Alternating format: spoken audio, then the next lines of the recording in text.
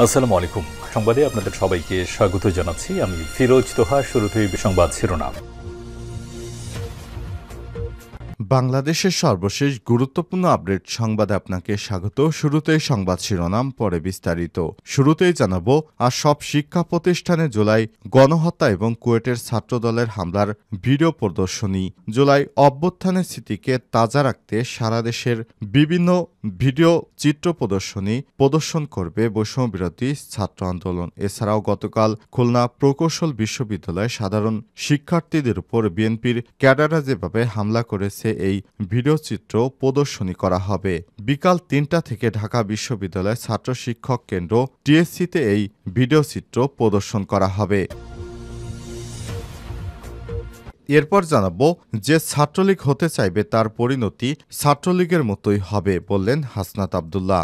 বৈষম্যবিরোধী ছাত্র আন্দোলনের আহ্বায়ক হাসনাত আব্দুল্লাহ বলেছেন যে ছাত্রলীগ হয়ে উঠতে চাইবে তার পরিণতি আগের সেই ছাত্রলীগের মতোই হবে। গতরাতে ঢাকা বিশ্ববিদ্যালয়ে পালিত বিক্ষোভ কর্মসূচিতে কুয়েটে হামলাকারীদের পরিণতি ছাত্রলীগের মতো হবে বলে হুঁশিয়ারি করেছেন তিনি।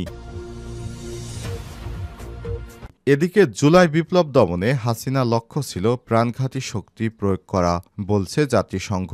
জাতিসংঘের মানবাধিকার অফিস OHCHR গত বছর বাংলাদেশের মানবাধিকার লঙ্ঘন ও নির্যাতনের বিষয়ে তাদের তথ্য অনুসন্ধান প্রতিবেদন প্রকাশ করেছে যে 2024 সালের জুলাই অগস্টে বিক্ষোভ সহিংসতা হয়ে ওঠার আগে ক্ষমতাচ্যুত শেখ হাসিনা সামরিক বাহিনীগুলোকে মোতায়েন করতে শুরু করেছিল। শেখ হাসিনা নির্দেশ দিয়েছিল প্রাণঘাতী অস্ত্র ব্যবহার করে সবাইকে শেষ করে দিতে। এবারে জানাবো, হাসিনাকে ফেরত এনে বিচার করা সরকারের অন্যতম প্রধান লক্ষ্য বললেন প্রেস উইং। জুলাই বিপ্লবে দেশ ছেড়ে ভারতে পালানো স্বৈরাচার শেখ হাসিনাকে ফেরত এনে সশরীরে বিচার করানো সরকারের প্রধান লক্ষ্যগুলোর মধ্যে অন্যতম বলে জানিয়েছেন প্রধান উপদেষ্টার প্রেস সচিব শফিকুল আলম। এছাড়াও জুলাই গণহত্যা ও গুম খুনের সঙ্গে জড়িতদের বিচারের পর আওয়ামী লীগের বিষয়ে সিদ্ধান্ত হবে বলেও জানান তিনি। এদিকে বাংলাদেশ ব্যাংকের প্রতিবেদন, ব্যাংকে ৬ মাসে ফিরে এসেছে ১৪,০০০ কোটি টাকা। স্বৈরাচারী হাসিনার পতনের পর ব্যাংকিং খাতের উপর গ্রাহকের আস্থা ফিরতে শুরু করেছে। এসালম, বেক্সিমকোর সালমান এফ রহমান, এক্সিম ব্যাংকের সাবেক চেয়ারম্যান নজরুল ইসলাম মজুমদার সহ ব্যাংক লুটেরাদের আইনের আওতায় আনার প্রক্রিয়া শুরু হয়েছে। এরপরই সাধারণ গ্রাহকরা আবার ব্যাংকে টাকা জমা রাখতে শুরু করেছেন। গত ৬ মাসে ব্যাংকে ১৪,০০০ কোটি টাকা ফিরে এসেছে। ৬ মাসে আমানত বেড়েছে ৩৪,০০০ কোটি টাকা। গত ডিসেম্বরের প্রান্তিকে বাংলাদেশ ব্যাংকের এক প্রতিবেদনে সব তথ্য জানা গেছে। এবং সর্বশেষ জানাবো, সীমান্তে নিহত ৩০, যা জানালো পাকিস্তান সেনাবাহিনী। সীমান্তবর্তী খাইবার পাখতুনখোয়ার দক্ষিণ ওয়াজিরিস্তান জেলায় গোয়েন্দা তথ্যের ভিত্তিতে নিরাপত্তা বাহিনীর পরিচালিত অভিযানে কমপক্ষে ৩০ সন্ত্রাসী নিহত হয়েছে। মঙ্গলবার ১৮ ফেব্রুয়ারি এমনটি জানিয়েছে পাকিস্তানের আন্তঃবাহিনী জনসংযোগ পরিদপ্তর ISPR। প্রিয় দর্শক, এতক্ষণ শুনছিলেন সংবাদ শিরোনাম, এবারে বিস্তারিত। তবে তার আগে বন্ধুরা, অনুরোধ থাকবে সংবাদটিতে একটি লাইক দিন।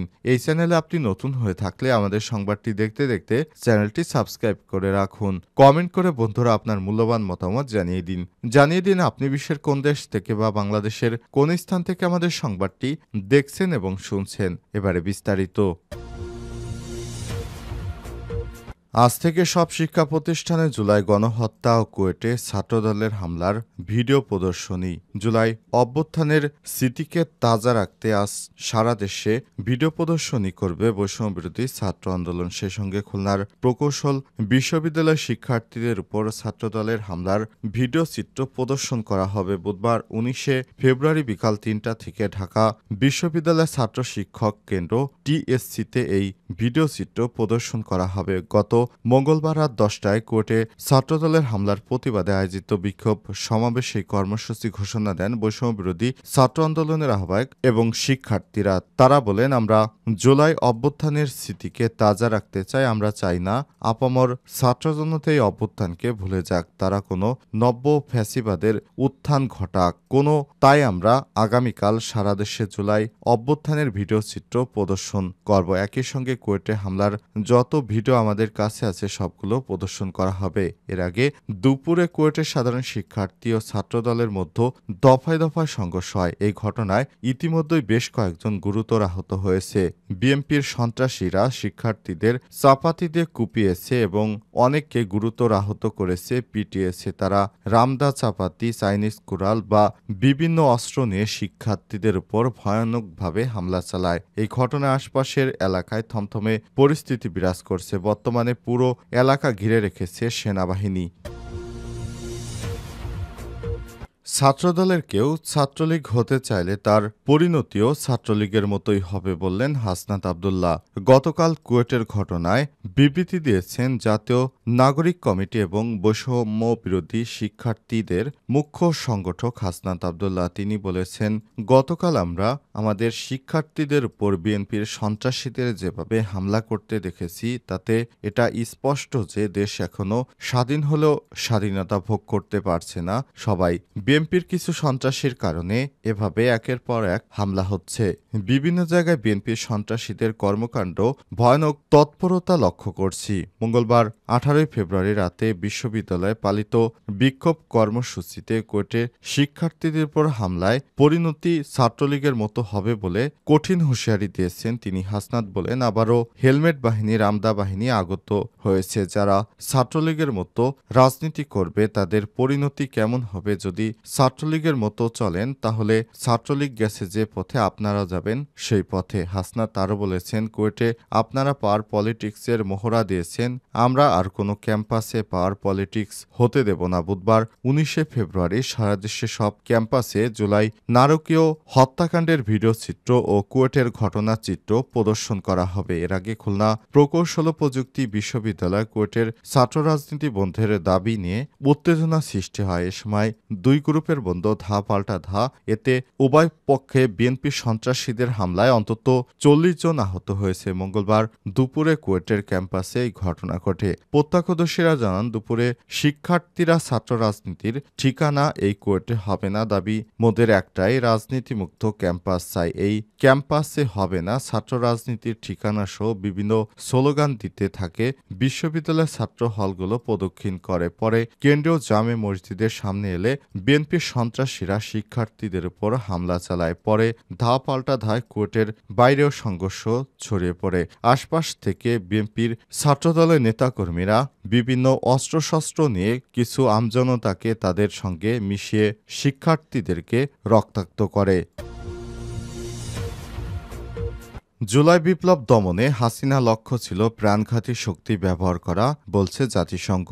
জাতিসংঘের মানবাধিকার অফিস OHCHR গত বছর বাংলাদেশের মানবাধিকার লঙ্ঘন ও নির্যাতনের বিষয়ে তাদের তথ্য অনুসন্ধানের প্রতিবেদন বলেছে 2024 সালে অগস্টে বিক্ষোভ সহিংসতা হওয়ার আগে ক্ষমতাচ্যুত সরকার সামরিক বাহিনীগুলোকে মোতায়েন করতে শুরু করেছিল। এতে বলা হয়েছে, বিক্ষোভ সর্বাত্মক রূপে ধারণ করতে এবং সহিংস হয়ে ওঠার আগে সরকার র্যাব, বিজিবি এবং আনসার ভিডিপি ব্যাটালিয়ন থেকে সশস্ত্র আধা সামরিক বাহিনী মোতায়েন করে রেখেছিল, যার লক্ষ্য স্পষ্টই সামরিক হস্তক্ষেপ ও প্রাণঘাতী শক্তি ব্যবহার করা। প্রতিবেদনে আরও বলা হয়েছে, 15 জুলাই থেকে 5 আগস্ট পর্যন্ত নিরাপত্তা বাহিনী সশস্ত্র আওয়ামী লীগ সমর্থকদের দ্বারা সংগঠিত গুরুতর মানবাধিকার লঙ্ঘন ও নির্যাতনের ঘটনাগুলো যে কোনো মূল্যে ক্ষমতা ধরে রাখার জন্য বেআইনি উপায়ে বিক্ষোভ দমন করার জন্য পরিকল্পিত প্রচেষ্টার ফলে ঘটেছে। মানবাধিকার বিষয়ক হাইকমিশনের কার্যালয় গত 12 ফেব্রুয়ারি বাংলাদেশে 2024 সালের জুলাই ও অগস্টে বিক্ষোভের সঙ্গে সম্পর্কিত মানবাধিকার লঙ্ঘন ও নির্যাতন শীর্ষক প্রতিবেদন প্রকাশ করে। এতে বলা হয়েছে যে জুলাইয়ের প্রথম দিন থেকেই তৎকালীন সরকার আওয়ামী লীগের নেতৃত্ব বিবেচনা করছিল যে বিক্ষোভকারীদের আন্দোলনে রাজনৈতিক বিরোধীরা অনুপ্রবেশ করছে এবং বুঝতে পেরেছিল বিক্ষোভ অজনপ্রিয় সরকারের ক্ষমতায় থাকা অব্যাহত রাখার জন্য এটি গুরুতর রাজনৈতিক হুমকি হয়ে উঠতে পারে। প্রতিবেদনে আর বলা হয়েছে, রাজাকার মন্তব্য করার কয়েকদিনের আগে তৎকালীন প্রধানমন্ত্রী হাসিনার ব্যক্তিগত ও প্রকাশ্যে ইঙ্গিত দিয়েছেন তিনি ছাত্র আন্দোলন মোকাবেলা করতে ভয়ঙ্কর সামরিক গোয়েন্দা সংস্থা DGFI নিয়োগ করে কঠোর ব্যবস্থা নেবেন। সরাসরি তিনি শিক্ষার্থীদের সঙ্গে কোনরূপ আলাপ আলোচনা না করেই তিনি সরকারি বাহিনীকে শিক্ষার্থীদের বিরুদ্ধে লেলিয়ে দিয়েছিলেন।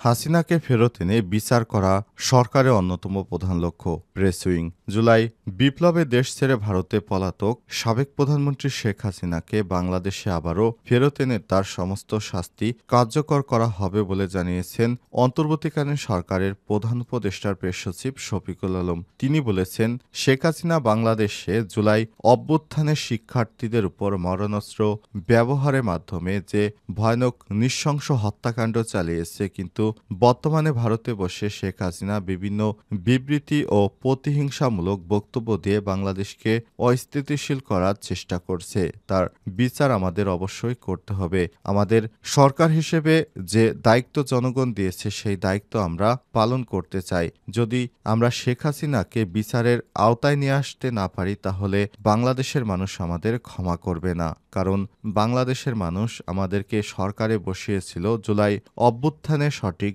বিচার কাজ করার জন্য। সে লক্ষ্যেই কাজ করতে অন্তর্বর্তীকালীন সরকার উদ্যোগ নিয়েছে এবং আগামী দিনে সেভাবেই কাজ করবে সরকার বলে জানিয়েছেন প্রধান উপদেষ্টার প্রেস সচিব শফিকুল আলম। আজ রাজধানীর ফরেন সার্ভিস একাডেমিতে এক ব্রিফিংয়ে সব কথা জানিয়েছেন তিনি।